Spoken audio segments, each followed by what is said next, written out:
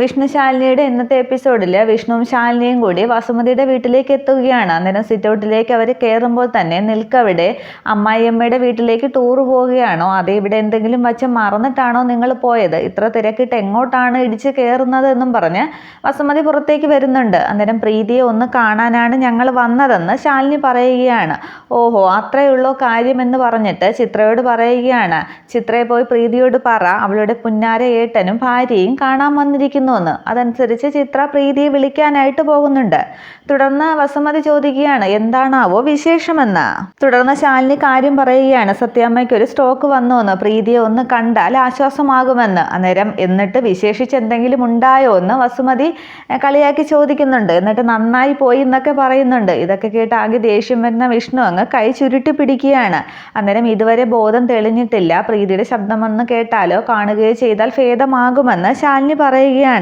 അന്നേരം അത് കേട്ട് കളിയാക്കിയിട്ട് വസുമതി പറയുകയാണ്, അല്ല ശാലിനി, ഞാൻ ആലോചിക്കുകയായിരുന്നു പ്രീതിയെ മെഡിക്കൽ കോളേജിലേക്കൊന്ന് വാടകയ്ക്കോ കൊടുത്താൽ എന്തായിരിക്കും സ്ഥിതിയെന്ന്. അല്ല, ഈ ഹാർട്ട് അറ്റാക്ക് വന്നവർക്കൊക്കെ ആൻജിയോഗ്രാമോ ആൻജിയോപ്ലാസ്റ്റോ ഒന്നും ചെയ്യണ്ടല്ലോ, പ്രീതിയെ കാണിച്ചാൽ മതിയല്ലോ എന്നൊക്കെ പറഞ്ഞ് വസുമതി ഇന്നങ്ങ് കളിയാക്കുകയാണ്. ഇതുകൊണ്ട് അവസാനം ദേഷ്യം വരുന്ന വിഷ്ണു കൈ ചുരുട്ടി പിടിച്ചിട്ട് സത്യഭാമയ്ക്ക് ദേ അനാവശ്യം പറയരുത് എന്നും പറഞ്ഞ് വസുമതിക്ക് നേരെ പാഞ്ഞെടുക്കുകയാണ്. അന്നേരം വിഷ്ണുവിൻ്റെ കൈ ബലമായിട്ട് ശാലിനി പിടിക്കുന്നുണ്ട്, ഒന്നും പറയരുത് എന്നുള്ള രീതിയിൽ. അന്നേരം വിഷ്ണു അങ്ങ് പുറകോട്ട് മാറിയിട്ട് പ്രീതിയെ വിളിക്കാൻ പറ ശാലിനി, കുറേ നേരമായിട്ട് ഞാൻ സഹിക്കുന്നു എന്നും പറഞ്ഞിട്ട് പല്ലൊക്കെ കടിച്ചങ്ങ് പിടിക്കുകയാണ് വിഷ്ണു. അതേസമയം ഞാനിവിടെ ഉണ്ടെന്നും പറഞ്ഞ് പ്രീതി അവിടേക്ക് വരികയാണ്. അന്നേരം മോളെ എന്നും പറഞ്ഞ് വിഷ്ണു പ്രീതിയുടെ അടുത്തേക്ക് ചെല്ലാനായിട്ട് തുടങ്ങുമ്പോൾ കൈകൊണ്ട് തടുക്കുകയാണ് വസുമതി. എന്നിട്ട് ഇവിടെ നിന്ന് പറഞ്ഞാൽ മതി എന്ന് വിഷ്ണുവിനോട് പറയുകയാണ്. അന്നേരം വിഷ്ണു പറയാണ്, പ്രീതി പെട്ടെന്ന് ഇറങ്ങ്, വാ നമുക്ക് പോകാമെന്ന്. അന്നേരം എവിടേക്ക്, എന്തിന് എന്ന് പ്രീതി ചോദിക്കുകയാണ്. അന്നേരം ഞാൻ പറഞ്ഞതൊന്നും മോള് കേട്ടില്ലേ എന്ന് ചോദിക്കുകയാണ്. തുടർന്ന് വിഷ്ണുവിൻ്റെ അടുത്തേക്ക് വന്ന് പ്രീതി പറയുകയാണ്, അമ്മയ്ക്ക് സ്ട്രോക്ക് വന്നു, അബോധത്തിൽ എൻ്റെ പേര് പറഞ്ഞു, അതിനല്ലേ ഞാൻ വന്നാൽ ആശ്വാസമാകുമെന്നല്ലേ, ആ സ്ത്രീയുമായിട്ട് എനിക്ക് യാതൊരു ബന്ധമില്ല എന്ന് ഞാൻ പറഞ്ഞില്ലേ, ഞാൻ വരുന്നില്ല എന്ന് തറപ്പിച്ച് പ്രീതി പറയുകയാണ്. അന്നേരം വിഷ്ണുവിന് ആകെ അങ്ങ് സങ്കടം വരികയാണ്. വിഷ്ണു പറയുകയാണ്, മോളെ നിനക്ക് ഞാൻ പറഞ്ഞ മനസ്സിലാകുന്നില്ലേ, നമ്മളെ പ്രസവിച്ച് പാലുകൂട്ടി വളർത്തിയ അമ്മയാണ് അവിടെ ജീവന് വേണ്ടി കിടന്ന് കരയുന്നത്, അപ്പോൾ നീ വന്നേ പറ്റൂ എന്നൊക്കെ വിഷ്ണു പറയുന്നുണ്ട്. അന്നേരവും ഞാൻ വരില്ല, എന്നെ നിർബന്ധിച്ച് കൊണ്ടുപോകാൻ നോക്കണ്ട എന്ന് പ്രീതി തറപ്പിച്ച് പറയുകയാണ്. അവൾ വരുന്നില്ല എന്ന് പറഞ്ഞില്ലേ, നീ അത് കേട്ടില്ലേ എന്ന് വസുമതി ചോദിക്കുകയാണ്. അന്നേരം വിഷ്ണുവിന് ആകെ സങ്കടം വീണ്ടും വിഷ്ണു കരയുകയൊക്കെ ചെയ്യുന്നുണ്ട്. എന്നിട്ട് ശാലിനിയോട് പറയുകയാണ്, ഇവള് ചുമ്മാ പറയുകയാണ്, നമ്മളെ കളിപ്പിക്കുകയാണ്, അമ്മയ്ക്ക് എന്തെങ്കിലും സംഭവിച്ചതെന്ന് അറിഞ്ഞാൽ ഇവൾക്ക് ഇങ്ങനെ നിൽക്കാൻ പറ്റുമോ, പ്രീതി മോളെ നീ കളി മതിയാക്ക്, വാ നമുക്ക് പോകാമെന്നൊക്കെ പറഞ്ഞ് പ്രീതിയെ പിടിച്ച് വലിക്കുകയൊക്കെ ചെയ്യുകയാണ് വിഷ്ണു. അന്നേരവും പ്രീതി അങ്ങ് കരഞ്ഞു തന്നെ നിൽക്കുന്നുണ്ട്. പക്ഷേ പ്രീതി ഉറച്ച ഒരു മനസ്സോടുകൂടി തന്നെയാണ് നിൽക്കുന്നത്. തുടർന്ന് വസുമതി പ്രീതി അങ്ങ് പിടിച്ചു മാറ്റിയിട്ട് വിഷ്ണുവിനോട് പറയാണ്, ഇനി അവളുടെ ദേഹത്തെങ്ങാനും തൊട്ടാൽ നിന്റെ ഞാൻ കൈവെട്ടും, മര്യാദയ്ക്ക് ഇവിടെ നിന്ന് പൊക്കോ, അവൾ പറഞ്ഞത് കേട്ടില്ലേ എന്നൊക്കെ പറഞ്ഞ് വസുമതി വിഷ്ണുവിനോട് അങ്ങ് ചൂടാവുകയാണ്. തുടർന്ന് ശാലിനി തൊഴുത് വസുമതിയോട് പറയുന്നുണ്ട്, ആൻറ്റി ഒന്ന് കരുണ കാണിക്കണം, ശവമായിട്ട് സത്യാമ്മ കിടക്കുകയാണ്, അവരെ ജീവിതത്തിലേക്ക് തിരിച്ചു കൊണ്ടുവരാനുള്ള ശ്രമമാണ് ഞങ്ങളിൽ നടത്തുന്നത്, ആൻറ്റി ഒന്ന് സഹായിക്കണമെന്ന്. അന്നേരം വസുമതി തിരിച്ചു പറയുകയാണ്, ജീവച്ഛവമായിട്ടല്ല കിടക്കേണ്ടത്, ശവമായിട്ടാണ് കിടക്കേണ്ടത് സത്യഭാമ. വെള്ള പുതപ്പിച്ച് അവളെ നടുത്തളത്തിൽ നിലവിളക്ക് കത്തിച്ച് വെള്ള പുതപ്പിച്ചൊക്കെ കിടത്തുമ്പോൾ പ്രീതിയല്ല വരുന്നത്, ഈ വസുമതി വരും വായ്ക്കരി ഇടാനായിട്ട് എന്ന് വസുമതി പറഞ്ഞു തീരുന്നതിന് മുമ്പേ അനാവശ്യം പറയരുത്, ഈ തള്ളയെ ഇന്ന് ഞാനെന്നും പറഞ്ഞ് വസുമതിയുടെ കഴുത്തിന് കുത്തിപ്പിടിക്കുകയാണ് വിഷ്ണു. തുടർന്ന് വസുമതി ആകെ അങ്ങ് ദേഷ്യപ്പെടുകയാണ്. അന്നേരം വിഷ്ണുവിനെ പിടിച്ചു മാറ്റുന്നുണ്ട് ശാലിനി ചേർന്ന്. അന്നേരം വസുമതി പറയുകയാണ്, ഈ പട്ടിയെ തുടലിട്ട് പൂട്ടണം, ഇത്രയും പിന്നെ കേട്ടപ്പോഴേക്കും നീ കുരച്ച് ചാടാനായിട്ട് നിൽക്കുകയാണെങ്കിൽ ബാക്കി കൂടി കേൾക്കുമ്പോൾ നിന്റെ അവസ്ഥ എന്താവും, നിന്റെ ഈ പുന്നാര അനിയത്തി ഉണ്ടല്ലോ, മറുചേരിയിലായിരുന്നപ്പോൾ ഇവൾക്ക് ഞാൻ ഒന്നാന്തരം നല്ലൊരു കൊട്ടേഷൻ കൊടുത്തതാണ്, ഇവളുടെ മുഖത്ത് ആസിഡ് ഒഴിക്കാനായിട്ട് ഇവളുടെ ഭർത്താവ്, അതായത് എൻ്റെ മകൻ അർജുൻ ഇടപെട്ടത് കൊണ്ടാണ് അന്ന് നടക്കാതെ പോയത് എന്നൊക്കെ വസുമതി പറയുമ്പോൾ ആകെ അന്തം വിടുകയാണ് വിഷ്ണുവും ശാലിനിയും പ്രീതിയും ഒക്കെ. ഈ സമയത്താണ് എന്താ സംഭവം എന്നും പറഞ്ഞ് അർജുൻ പുറത്തേക്ക് ഇറങ്ങി വരുന്നത്. അന്നേരം ചിത്ര പറയുന്നുണ്ട്, പ്രീതിയെ കൊണ്ടുപോകാനായിട്ട് വന്നതാണ്, സത്യാമ്മയ്ക്ക് സ്ട്രോക്ക് ഉണ്ടായി എന്നൊക്കെ അർജുനോട് ചിത്ര പറയുന്നു. നിന്നേക്കാൾ വലിയ റൗഡി തന്നെയാണ് ഈ വസുമതി. ചോര കണ്ടാൽ അറച്ചു നിൽക്കില്ല ഈ വസുമതി. നിന്റെ അമ്മയെ ഞാൻ എന്തായാലും പുതപ്പിച്ച് കിടത്തിയിരിക്കും, വെള്ള പുതപ്പിച്ച് ഞാൻ കിടത്തിയിരിക്കും. വസുമതി കുഞ്ഞമ്മയാടാ ഈ പറയുന്നത് എന്ന ദേഷ്യത്തോടു കൂടി വിഷ്ണുവിനെ വെല്ലുവിളിക്കുകയാണ് വസുമതി. അന്നേരം ആകെ ദേഷ്യപ്പെട്ട് വിഷ്ണു വീണ്ടും വസുമതിയുടെ കഴുത്തിന് കുത്തിപ്പിടിക്കുകയാണ്. തുടർന്ന് ശാലിനി വിഷ്ണുവിനെ ഒരുവിധം പിടിച്ചു മാറ്റുന്നുണ്ട്.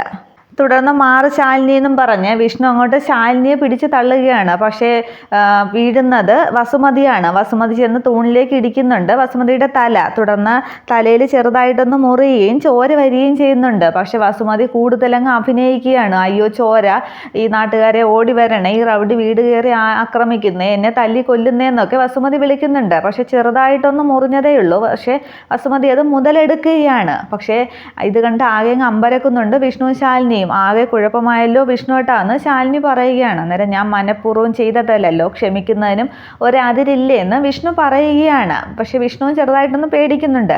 അന്നേരം വസുമതി കിടന്ന് ബഹളം വെക്കുന്നത് കണ്ട് അർജുൻ പറയുകയാണ് അമ്മയൊന്നും മിണ്ടാതിരിക്കാൻ. അന്നേരം ചിത്ര ചോദിക്കുകയാണ്, ഏട്ടന് നാണമില്ലേ? സ്വന്തം അമ്മയെ കൊല്ലാനല്ലേ അവൻ നോക്കിയത്, എന്നിട്ടും അവൻ്റെ പക്ഷം പിടിക്കുകയാണോ എന്നും പറഞ്ഞ് ചിത്ര അർജുനെ വഴക്ക് പറയുകയാണ്. തുടർന്ന് വിഷ്ണു ചെന്ന് അർജുനോട് പറയുന്നുണ്ട്, ഞാൻ അറിയാതെ സംഭവിച്ചു പോയതാണെന്ന്. അന്നേരം വിഷ്ണുവിനെ ദേഷ്യത്തോടെ അർജുൻ നോക്കുകയാണ്.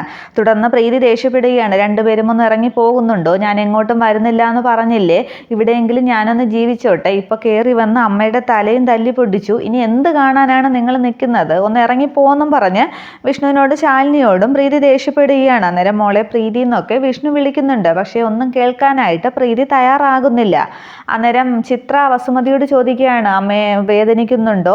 ഞാൻ മരുന്നെടുത്തുകൊണ്ട് വരാം എന്നൊക്കെ ചിത്ര പറയുകയാണ്. അന്നേരം എനിക്ക് എൻ്റെ തല പൊട്ടിപ്പിളരുന്നു, ഇവിടത്തെ മരുന്നൊന്നും പോരാ, ഇനി പിന്നെ സ്കാനിങ് ഒക്കെ ചെയ്യണം, ഇനി ഹോസ്പിറ്റലിൽ പോകണം എന്നൊക്കെ പറഞ്ഞങ്ങ് ആകെ ബഹളം വയ്ക്കുകയാണ് വസുമതി.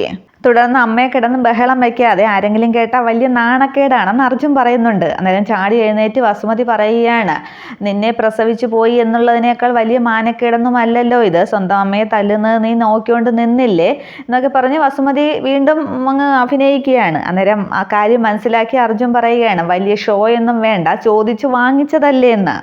ഞാനിവിടെ എല്ലാം കണ്ടുകൊണ്ട് നിൽക്കുക തന്നെയായിരുന്നു എന്ന് അർജുൻ പറയുകയാണ്. അന്നേരം അർജുൻ്റെ കവിള് നോക്കി ഒരു അടി കൊടുത്തിട്ട് വസുമതി ചോദിക്കുകയാണ്, എന്നാലും നീ എന്നെ തല്ലുന്നതും കണ്ടുകൊണ്ട് നിന്നല്ലോടാന്ന്. തുടർന്ന് വസുമതി വിഷ്ണുവിനെ വീണ്ടും വെല്ലുവിളിക്കുകയാണ്, ഈ വസുമതി ആരാണെന്ന് നീ അറിയാൻ പോകുന്നതേ ഉള്ളൂ, കാത്തിരുന്നോ എന്ന്. എന്നിട്ട് വസുമതിയും അകത്തേക്ക് പോകുന്നുണ്ട്.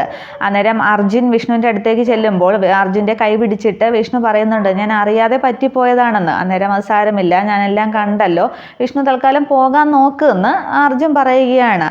അന്നേരം എന്നാലും ഇവള് വരുന്നില്ലല്ലോ എന്ന് പറഞ്ഞിട്ട് വീണ്ടും പ്രീതിയെ ചെന്ന് വിളിക്കുകയാണ് വിഷ്ണു. മോളെ വാ, നമ്മുടെ അമ്മ അവിടെ കിടക്കുകയാണ്, വാ നമുക്ക് പോയി കാണാമെന്നും പറഞ്ഞ് പ്രീതിയുടെ കൈ പിടിക്കുകയാണ് വിഷ്ണു. തുടർന്ന് ദേഷ്യത്തോടു കൂടി, സങ്കടവുമുണ്ട് പ്രീതിക്ക്, എന്നാലും വിഷ്ണുവിൻ്റെ കൈ അങ്ങ് ബലമായിട്ട് തട്ടിക്കളഞ്ഞിട്ട് പ്രീതി അങ്ങ് അകത്തേക്ക് കയറിപ്പോയി സെറ്റ് ചെയ്തിരിക്കുകയാണ്. തുടർന്ന് വിഷ്ണു വീണ്ടും ഇല്ല കൊച്ചു കുഞ്ഞിനെ പോലെ അങ്ങ് വെള്ളം വയ്ക്കുകയാണ്. അവൾ വെറുതെ പറയുന്നതാണ്, അവൾക്ക് ഇങ്ങനെയൊന്നും പറയാൻ പറ്റില്ല, ശാലിനി അവളെ വിളി എന്ന് പറഞ്ഞിട്ട് പ്രീതി പ്രീതി എന്നൊക്കെ അവിടെ കിടന്ന് വിളിക്കുകയാണ്. അന്നേരം അകത്തിരുന്ന് പ്രീതി ഇതൊക്കെ കേൾക്കുന്നുണ്ട്. അന്നേരം പ്രീതിക്ക് സങ്കടമാകുകയാണ്. അവസാനം വിഷ്ണുവിൻ്റെ അവസ്ഥ കണ്ട് ആകെ വിഷമിക്കുന്ന അർജുൻ ശാലിനിയോട് പറയുകയാണ്, ശാലിനി നീ വിഷ്ണുവിനെ കൂട്ടിക്കൊണ്ടു പോകാൻ. അന്നേരം ഒരുവിധം വിഷ്ണുവിനെ പിടിച്ച് വലിച്ച് വണ്ടിയിൽ കയറ്റുകയാണ് ശാലിനി. ശാലിനിയുടെ കൂടെ നടന്നു പോകുമ്പോഴും അവളുടെ പ്രീതി വാ, ഏട്ടനാണ് വിളിക്കുന്നത് എന്നൊക്കെ വിഷ്ണു അങ്ങ് പറയുന്നുണ്ട്. തുടർന്ന് വീട്ടിലേക്ക് പോകും വഴി വണ്ടിയിലിരുന്ന് വിഷ്ണു ശാലിനിയോട് പറയുന്നുണ്ട്, അവിടെ നടന്ന കാര്യങ്ങളൊന്നും വീട്ടിലാരോടും പറയണ്ടെന്ന്. അന്നേരം അത് സമ്മതിച്ച് ശാലിനി വിഷ്ണുവോട് ചോദിക്കുകയാണ്, പക്ഷേ സത്യാമ്മയോട് നമ്മൾ എന്ത് മറുപടിയാണ് പറയേണ്ടതെന്ന്. അതിന് മറുപടി ഇല്ലാതെ വിഷ്ണു അങ്ങ് വണ്ടി ഓടിച്ചു പോവുകയാണ്. തുടർന്ന് വീണ്ടും കാണിക്കുന്നത് വസുമതിയുടെ വീടാണ്. അവിടെ വസുമതിയുടെ നെറ്റിയിലെ മുറിവൊക്കെ വെച്ച് കെട്ടി ഒരു കെട്ടൊക്കെ ആയിട്ടുണ്ട്. അന്നേരം തലയൊക്കെ വേദനിക്കുന്നതായിട്ട് വസുമതി വീണ്ടും കാണിക്കുകയാണ്. അന്നേരം അത് കണ്ടിട്ട് അർജുൻ ചോദിക്കുകയാണ്, ചോര കണ്ട് അറപ്പ് മാറിയ സ്ത്രീ എന്നൊക്കെയല്ലേ പറഞ്ഞത്, പിന്നെ ഒരു ചെറിയ മുറിവുണ്ടായപ്പോൾ എന്തിനാ ഇങ്ങനെ 8 പാടും 4 ദിക്ക് കേക്ക് എന്തിനാ നിലവിളിക്കുന്നതൊക്കെ ചോദിച്ച് അർജുൻ കളിയാക്കുന്നുണ്ട്. അന്നേരം എൻ്റെ നെറ്റിയിൽ നിന്നും കുടുകൂടാ ചോര ഒലിച്ചത് ഇവൻ കണ്ടില്ലേ എന്നൊക്കെ ചിത്രയോട് ചോദിക്കുകയാണ്. അന്നേരം വീണ്ടും അർജുൻ കളിയാക്കുകയാണ്, എങ്കിൽ പിന്നെ അതിൽ നിന്ന് കുറച്ചെടുത്ത് വച്ചുകൂടായിരുന്നോ, നമുക്ക് ബ്ലഡ് ബാങ്കിലേക്ക് ഡൊണേറ്റ് ചെയ്യാമായിരുന്നല്ലോ എന്ന്. എന്നിട്ട് വീണ്ടും അർജുൻ ചോദിക്കുകയാണ്, അമ്മയ്ക്ക് വല്ല സിനിമയിൽ അഭിനയിക്കാൻ പൊയ്ക്കൂടെ എന്ന്. അന്നേരം എടാന്നും പറഞ്ഞിട്ട് വീണ്ടും വസുമതി ദേഷ്യപ്പെടുമ്പോൾ അതൊന്നും മൈൻഡ് ചെയ്യാതെ അർജുൻ അങ്ങ് റൂമിലേക്ക് പോവുകയാണ്. അവന് പിന്നെയും അവിടെയാണ് കൂറ് എന്നൊക്കെ വസുമതി പറയുമ്പോൾ ചിത്ര പറയുകയാണ്, മരുമകനായിട്ട് ഇത്രയും കൂറ്, അപ്പോൾ പിന്നെ മക്കൾക്ക് എത്ര കാണും എന്നൊക്കെ ഒന്ന് പ്രീതിയെ നോക്കിയിട്ട് ചിത്ര പറയുന്നുണ്ട്. അന്നേരം എന്നെ ഉദ്ദേശിച്ചാണ് അത് പറഞ്ഞതെങ്കിൽ ആ വീടുമായിട്ട് എനിക്കൊരു ബന്ധവുമില്ല എന്ന് ഞാൻ പറഞ്ഞത് എൻ്റെ ഉള്ളിൽ തട്ടി തന്നെയാണ്. പിന്നെ അമ്മയുടെ ചോര വീഴ്ത്തിയത് എൻ്റെ രക്തബന്ധമായി പോയതിന് ഞാൻ എന്ത് ആണ് ചെയ്യേണ്ടത്?